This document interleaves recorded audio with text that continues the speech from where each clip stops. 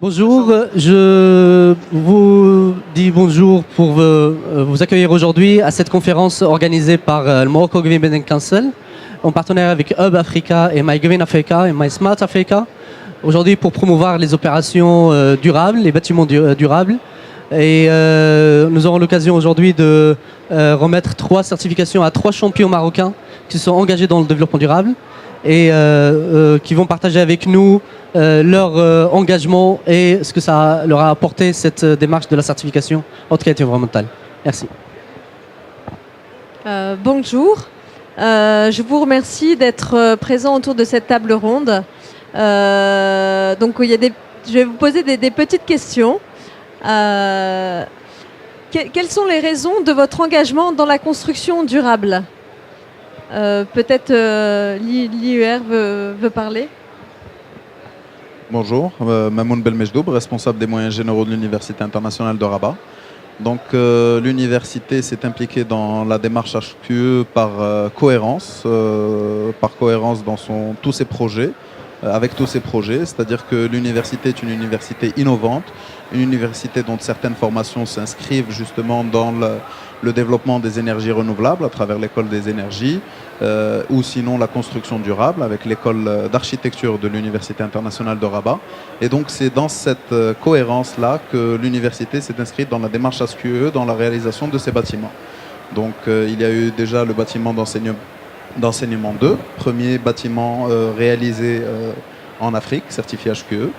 Et puis ensuite, on a la piscine couverte salle de sport, certifiée Conception, qui est le premier complexe sportif certifié HQE hors France.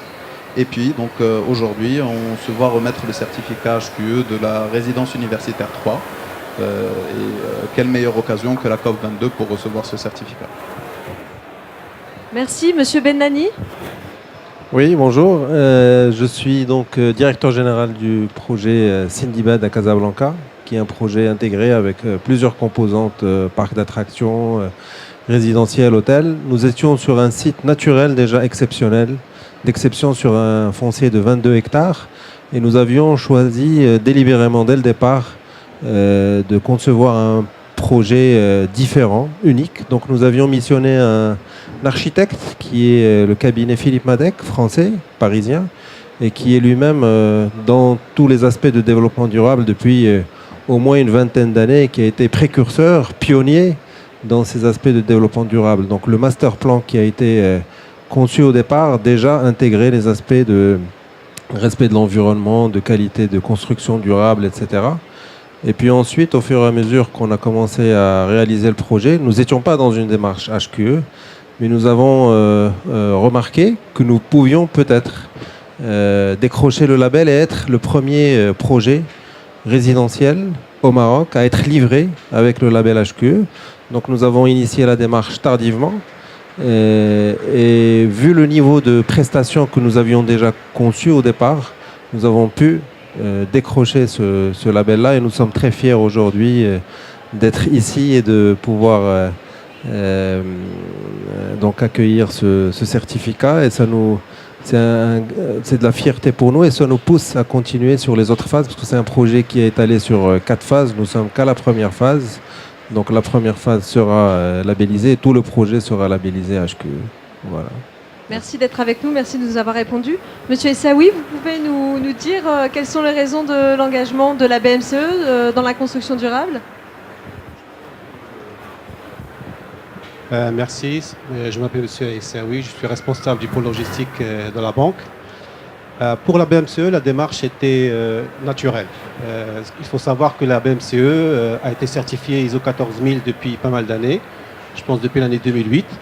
C'est la seule banque aujourd'hui dans la région MENA. Depuis ce temps-là, les pratiques liées au respect de l'environnement ont été mises en place, mises en œuvre avec nos clients, nos fournisseurs, avec toute la structure de la banque. Donc c'est une démarche qui a été adoptée, c'est devenu une pratique naturelle. Et après, nous sommes passés à la certification ISO 50000 pour les économies d'énergie. Et puis la HQE, c'était une démarche tout à fait naturelle qui s'inscrivait dans la continuité de toutes les actions qui ont été faites par la banque. Donc je pense qu'aujourd'hui la banque a acquis une certaine maturité et le HQE était, je pense, le résultat final que nous allons essayer de déployer dans d'autres projets à l'avenir, nous le souhaitons. Merci. Peut-être vous pouvez nous répondre à la question suivante. Qu'est-ce que la démarche HQE a apporté à votre projet ? Quand on a commencé l'ISO 14000, c'était une étape assez délicate parce que c'était pas encore dans les pratiques et dans les usages. Et on a pu remarquer et finalement constater qu'avec les années, il y a eu une certaine adoption de la démarche par tout le monde et donc il y a une certaine maturité liée à tout ce qui est respect de l'environnement. Le HQE nous apporte évidemment toute la partie qualité, la partie respect de l'environnement, la qualité du travail, la qualité de l'environnement et puis au niveau des économies d'énergie. C'est une expérience très intéressante que nous espérons pouvoir renouveler bientôt. Merci. Monsieur Benani, vous pouvez nous dire ce que la démarche HQE a apporté au projet Sindibad ? Effectivement, je pense que cette démarche, qui est une démarche technique à la base, a aussi des impacts commerciaux pour nous, parce que c'est un moyen de rassurer nos clients qui nous ont fait confiance. Et c'est une manière de leur dire que nous sommes dans les meilleurs standards liés à l'acte de construire. Et nous-mêmes, ça nous tire vers le haut parce que il faut répondre à un certain nombre de critères. Donc ça nous pousse à tout mettre en œuvre pour atteindre ces niveaux de critères d'excellence. Donc c'est clair que c'est une démarche qui est aujourd'hui, on est précurseur au Maroc, mais je suis persuadé que c'est quelque chose qui va devenir naturel sur les autres projets de plus en plus. On a un petit retard par rapport à ce qui se passe en Europe, mais on va y venir. Il y a 10 ans en Europe, il n'y avait pas beaucoup de projets qui respectaient l'environnement ou qui construisaient avec des soucis liés à l'énergie ou consommer moins. Mais aujourd'hui, c'est devenu quelque chose de tout à fait naturel. Et un projet qui n'est pas labellisé HQE en France, par exemple, c'est un projet qui n'aura pas beaucoup de chances d'être vendu. Et je suis persuadé qu'au Maroc, dans les 10 prochaines années, ce sera la même chose. Voilà. Merci. Et qu'est-ce que la démarche HQE a apporté à l'IUR ? Écoutez, tout d'abord, ça nous a apporté une certaine fierté, de la reconnaissance de nos accomplissements. Et puis une visibilité à l'extérieur, puisque les gens voient que l'université est impliquée dans les démarches environnementales, mais ça implique aussi une visibilité vis-à-vis de nos étudiants. Ce sont des étudiants qui passent un cycle de formation à l'université, qui voient et qui vivent des bâtiments qui sont certifiés HQE et qui sont en quelque sorte sensibilisés à la démarche, au respect de l'environnement. Ils vivent aussi ces chantiers puisqu'ils sont réalisés. L'université est développée au fur et à mesure in situ et donc les étudiants ont la chance de voir les chantiers verts, les chantiers propres, puis vivre ces bâtiments-là. Et donc voilà, ça nous apporte ce flambeau qu'on passe en fait à ces étudiants qui seront les architectes de demain, les ingénieurs des énergies de demain et autres décideurs de demain. Merci Mamoun. Corinne, qui représente la directrice de Serway.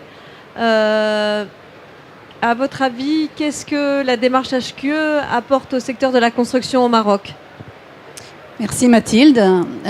Effectivement, dans un contexte d'ambition politique nationale très importante du Maroc, définie il y a déjà plusieurs années par le roi, et d'émergence d'une réglementation, la démarche HQE, et on le voit aujourd'hui, fait émerger des champions nationaux du développement durable et de la construction durable. Et on en a effectivement trois représentants aujourd'hui ici.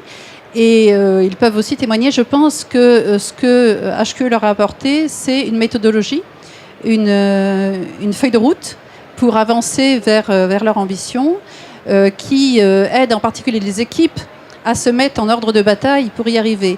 Et généralement, on constate, et on le voit au Maroc, que les équipes sont soudées par cette démarche, très motivées, très impliquées. Donc ça a aussi un impact en termes d'organisation interne, en termes de motivation, de dynamique de groupe.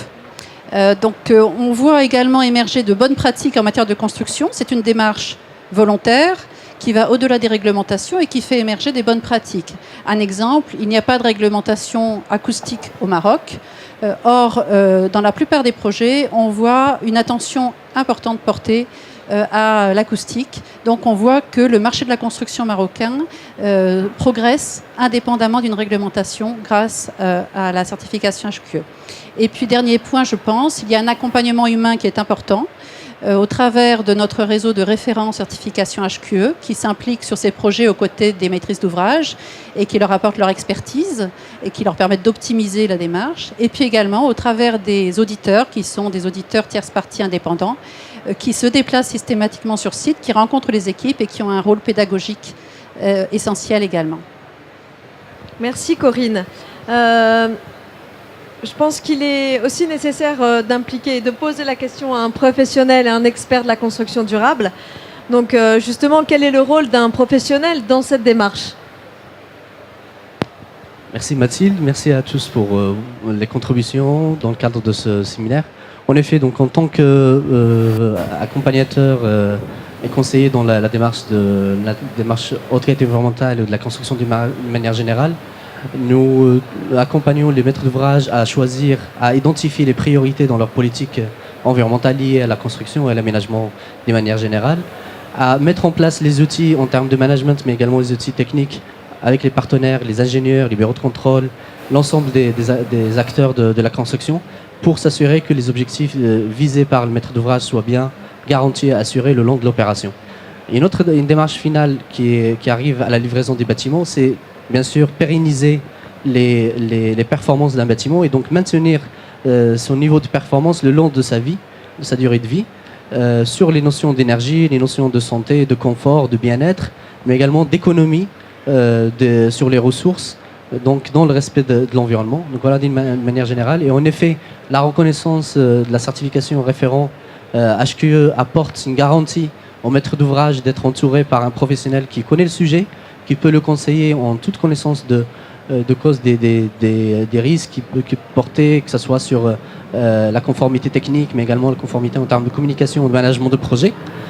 Tout cela, bien sûr, les formations que dispose Serway auprès des référents HQE permet d'être à jour sur ces informations et pouvoir disposer des moyens et des outils pour accompagner et conseiller correctement.